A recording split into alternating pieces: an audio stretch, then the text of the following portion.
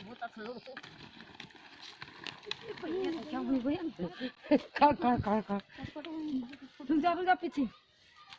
दोस्तों, स्वागत है आपका यूके विलेज डायरी गोमतो चैनल में।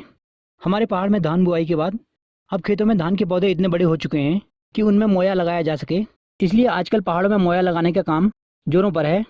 चलिए चलते हैं एक बार फिर से हमारे पहाड़ के खेतों में और देखते हैं मोया कैसे और क्यों लगाते हैं।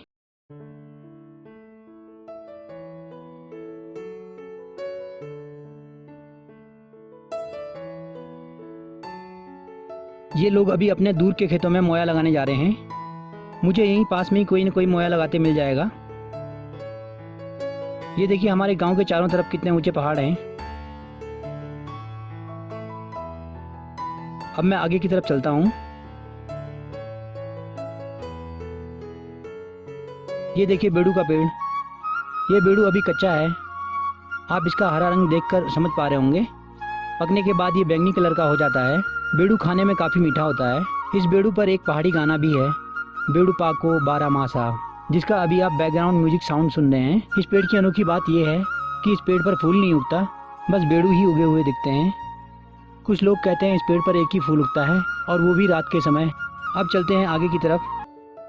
यहाँ इस खेत में देखिए धान के पौधे कम और खरपतवार ज़्यादा है। अब मुझे कुछ लोग मोया लगाते दिख चुके हैं। अभी आपने उस पिछले खेत में देखा होगा, उस खेत में कितनी खरपतवार थी। दरअसल इसी तरह की खरपतवार इस समय धान के खेतों में होती है। उसी खरपतवार को निकालने के लिए इसमें सबसे पहले मोया लगाकर खरपतवार उखाड़ते हैं।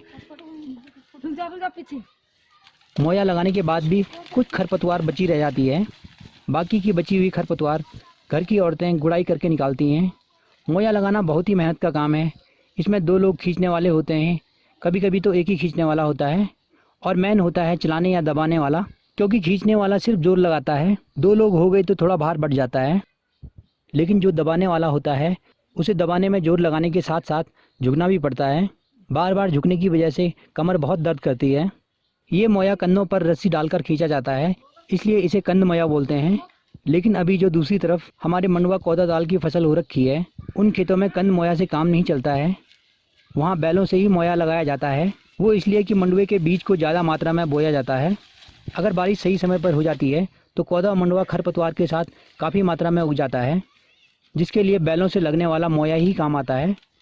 बैलों से लगने वाला मोया इससे बड़ा होता है। इस मोये की मैं बात करूं तो इसमें 6 नुकीले दाने, 2 पकड़ने के लिए हत्थे और एक लंबी लाट होती है। ये हमारे पूर्वजों की देन है, जिसका फ़ायदा हमें आज भी मिल रहा है। ये देखो कुसुमा गुड़ाई कर रही है। साथ में विष्णु भी आज खेतों में आया है।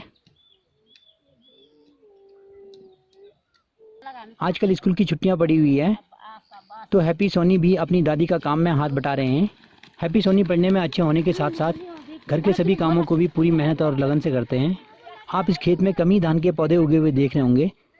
शायद इन्होंने इस खेत में बुआई देरी से करी होगी, या फिर जिस समय बुआई करी होगी उस समय खेतों में नमी नहीं होगी।